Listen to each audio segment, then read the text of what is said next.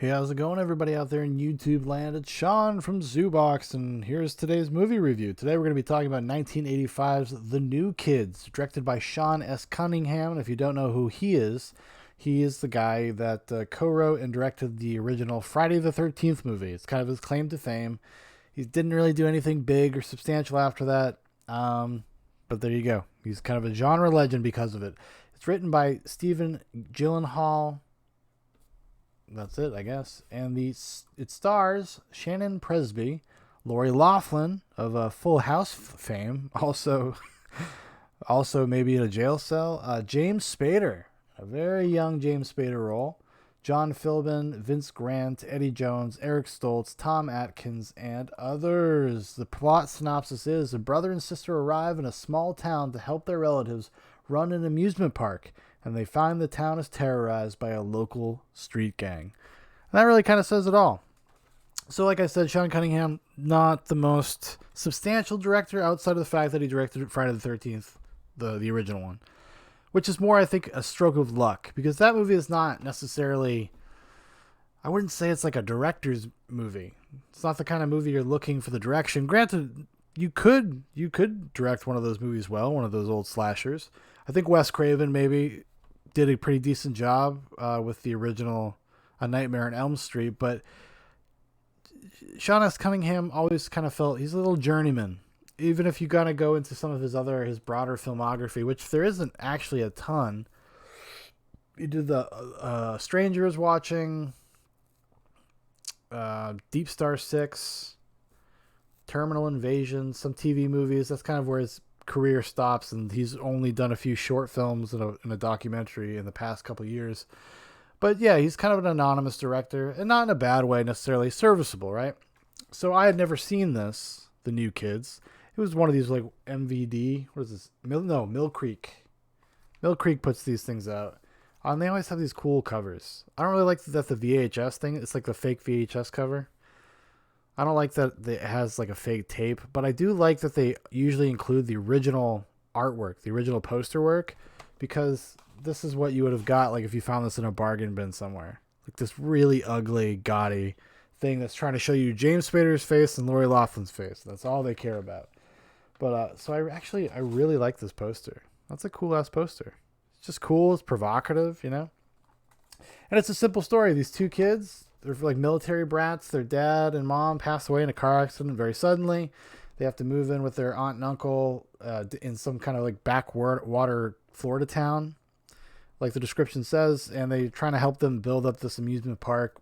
And they get kind of terrorized as the new kids by the local bullies, the local like kind of greaser gang. That would be the kind of the equivalent. And they're all kind of sadists. They're all psychos. And James Spader, in an early James Spader role, which he hasn't really, you can tell he hadn't really come into his own yet as an actor. But I will say this, he gives a very fun performance, and he is undeniably James Spader. That's what I think my big takeaway is. Like, he's rough around the edges, and he's doing this weird kind of hillbilly Floridian accent, this swamp man, this swamp guy Floridian accent, but his cadence and his delivery is just James Spader.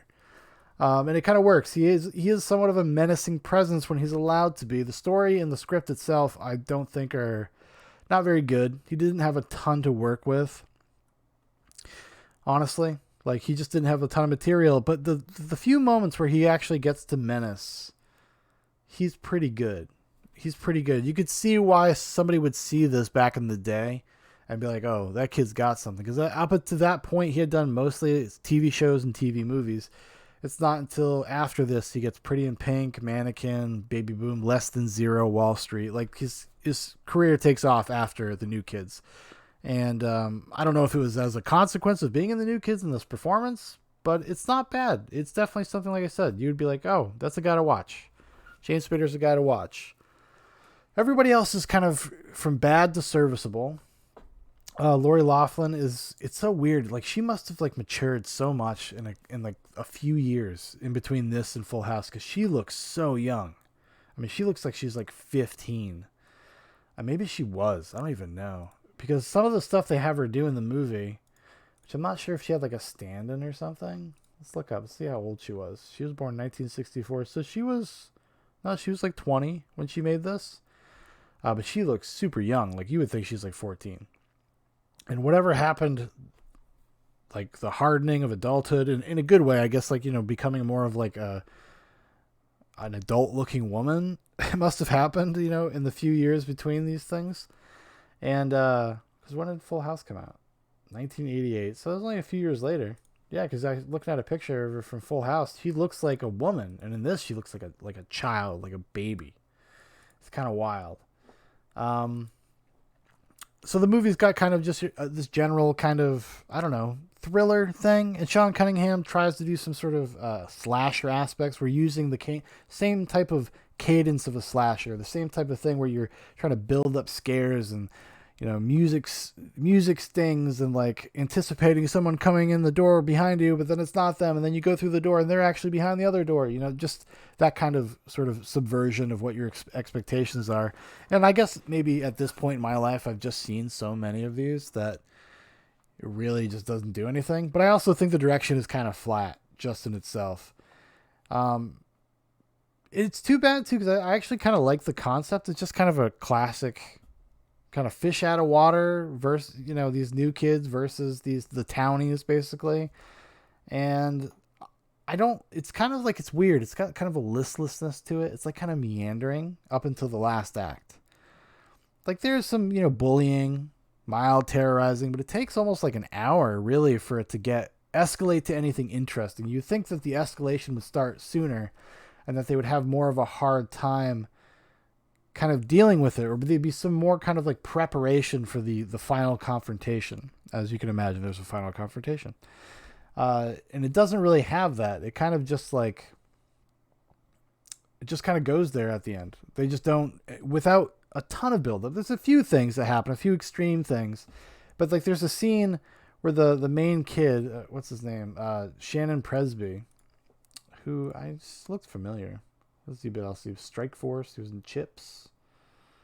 5 Mile Creek. I don't know. He hasn't done anything since like 1985. So I guess he gave up on the old acting biz. But he like gets the shit kicked out of him. He gets jumped in the bathroom, the school bathroom, gets the shit kicked out of him. And this comes after him kind of beating up a couple of the bully guys, showing him what's what, because he had a military dad. He knows how to fight. They established this.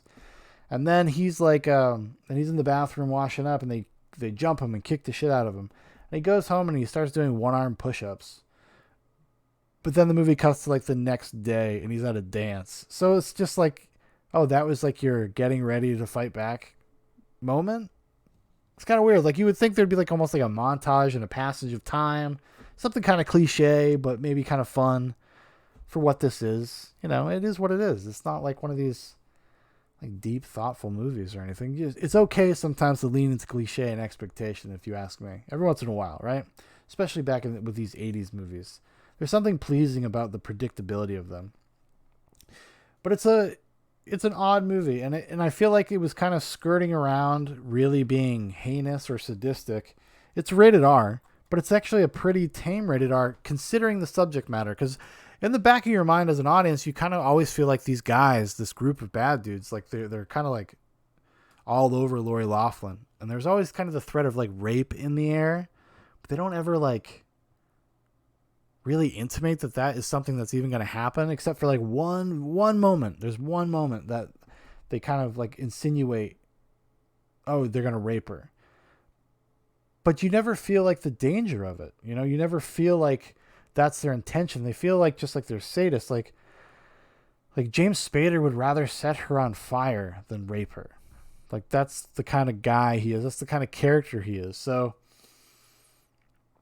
not to say that it has to be that way, but you just kind of, it's in the back of your head, and the fact that it never kind of ever really comes to fruition or attempts to come to fruition really in any kind of serious way. There isn't like kind of an attempt at the end, and it gets stopped obviously, but you would have thought that would have been more like a bigger part of it. It would have just been more in the air, like set up more that this was kind of the intention. I don't know, like maybe I wasn't paying close enough attention. Maybe it's because I'm a dude. I don't know. I just didn't feel the sense of danger there until it just wasn't like built up too artfully. I guess maybe I'm not articulating myself very well, but I I never felt afraid for the main characters because they seem so capable and able to deal with it up until the very end. And you would think that there would be some sort of quiet sense of escalation going on in the background of the subtext. And it never really registers, it never really reads because the reactions are always so competent. Like they're just never really like afraid or worried. I don't know. It was just like a weird modulation thing. I feel like you do a couple tweaks to this. You maybe get a better director who has just a funner sense of things. You have a really fun movie. Because there's an opportunity at the end of the movie to have kind of your slasher moment where they get the bullies like chase Lori Loughlin into this fun house that her uncle owns, or this amusement park thing, and then they kind of have a showdown between Lori Loughlin, her brother, and then the bullies. And you could have had like that slasher thing where they get kind of picked off one by one, and it does that to a certain degree, but it just never, like I said, it just never feels like it's escalating towards anything. It just feels all very haphazard and listless and just like without excitement, I guess. I don't know. Someday I'll probably watch it again. I do have a tendency to just like watch movies that like I don't know, that I have kind of, I'm underwhelmed by the first time I watch them. I'm like, well, I'll give it another go. Why not? And so maybe I'll revisit the New Kids. I don't know.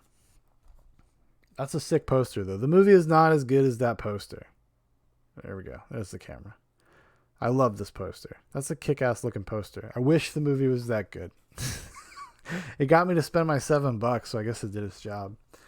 But anyways, okay, that's going to do it for me today, everybody. Thank you for watching. Thank you for listening. If you'd like to know more about Zoobox, check the links in the description for Facebook, for Instagram, for my personal Twitter. Make sure to check out the latest episodes of Zoobox Goes to the Movies. We did 2 killer ones in the past week. I did one about Fight Club, and we did one about Martin Scorsese's Casino.